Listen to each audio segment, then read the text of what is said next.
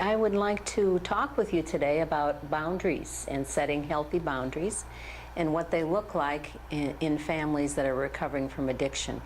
Because boundaries often get distorted when families are in active addiction. One member of the family has the addiction, the other members of the family become unbalanced.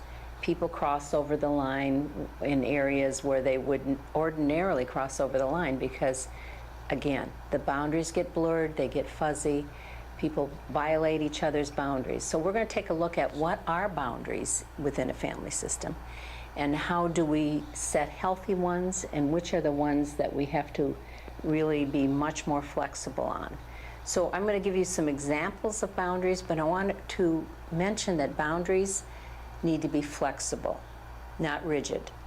And I think for those families that are entering into the recovery process, if one member of the family is going to AA or NA and the other member is going to Al-Anon, they're going to learn individually on their individual journey what their areas of weakness are around boundaries. And really what boundaries are is what we protect and value most within our family system and the values that we hold near and dear to our heart, and how they get all mixed up and distorted when we have active addiction within the family system. So there are several boundaries that we're going to take a look at. There are fiscal boundaries, spiritual boundaries, sexual boundaries, emotional boundaries, and physical boundaries. Those will be the 5 areas. So we have to ask ourselves certain questions with each one of those boundaries. A physical boundary would be how close physically I let people get to me, and who are the people that are safe to let in. There are other questions around physical boundaries too that are related to where you live, your culture, your religion, and the things that influence the boundaries. But basically what we're looking at with physical boundaries is, again, how close you let people get, and then there's a touch issue in there. Some people like to hug, some people are a little bit more reserved around hugging. So those would be areas that you would explore as a family, talk it over, what your particular physical boundaries are.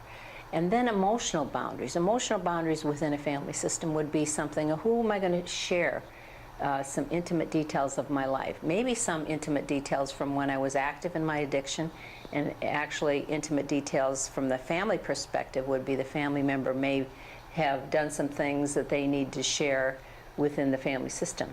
Now here's where we expand boundaries a little bit. Within the family system, each person, let's assume each person is in recovery in their own program.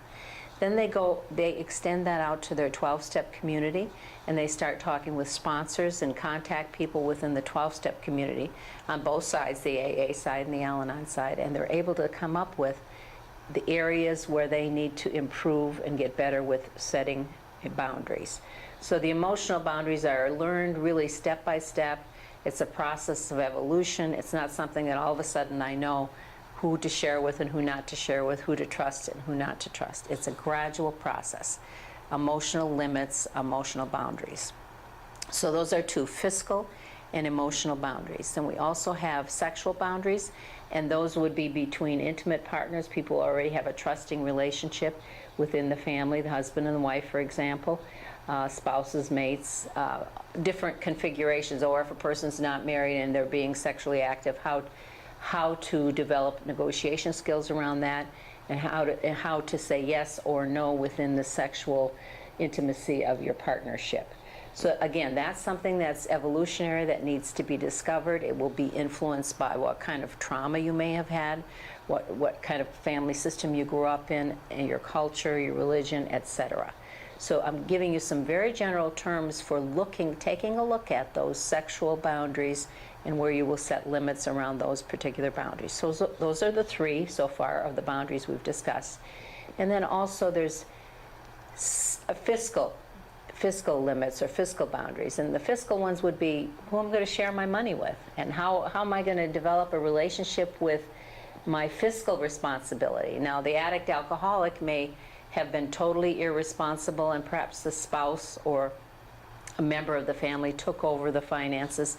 So now the family's in recovery, they're going to have to renegotiate that, talk openly about fiscal responsibilities. And then again, if there are adult children involved or other children within the family, how do we talk about money, and how do we share what we're going to share with money within the family system and outside of the family system. So again, that would be fiscal boundaries, fiscal responsibilities. It's an evolutionary process of discovering what your relationship is to money as a recovering family and as a recovering member of the 12-step community. And then lastly, but certainly not least, would be spiritual boundaries, spiritual limits. I, as a personal recovering person, would develop my own relationship with a higher power. That's the 12-step philosophy, and those of you who are involved in 12-step on either side, the AA or the Al-Anon side, you know that's established within the 12 steps how I'm going to develop spiritually.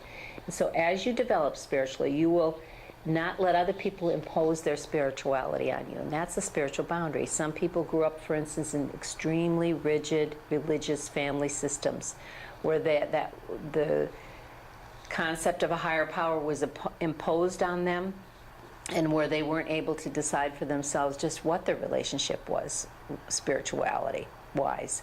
And so in recovery, the whole family needs to take a look at that and how you develop as a family, what's important in your spiritual growth, and how each member of the family perhaps will have a different view of what their spirituality is.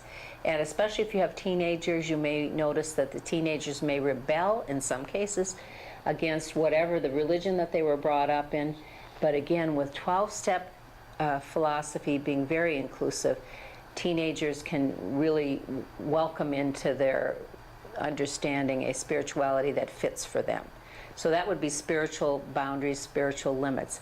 So for example, if you were at an AA meeting or an Al-Anon meeting and somebody started to kind of preach at you that you should believe this and you shouldn't believe that, that's where you can set a boundary with them and say, you know, I'm developing a spiritual life of my own, thank you for sharing. Or you may, in some cases, may need to cut them right off because that's a violation of your spiritual boundary if they're imposing that on you. So those would be examples of boundaries. There are many other areas in your relationships where you're going to have to examine, you know, where you begin and somebody else ends, and what would be improper boundaries or inappropriate boundaries. In some cases would be appropriate in other venues. So it's a broad topic to take a look at. I certainly recommend reading books about boundaries, taking a look at. My usual recommendation is if somebody has a gut feeling that something isn't right for them, that they may not have words to describe if their boundary has been crossed, but they can talk that over with sponsors and intimate folks in their recovering community to find out just what that gut feeling is. Again, we've got physical boundaries, emotional boundaries, fiscal boundaries, sexual boundaries, and spiritual boundaries. Those are the 5 areas. All of those are influenced by culture, religion, background, family of origin, gender, etc. So that's an area for you to take a look at so you know where to draw the line in the sand that separates you from some other person while still wanting to be in relationship with people.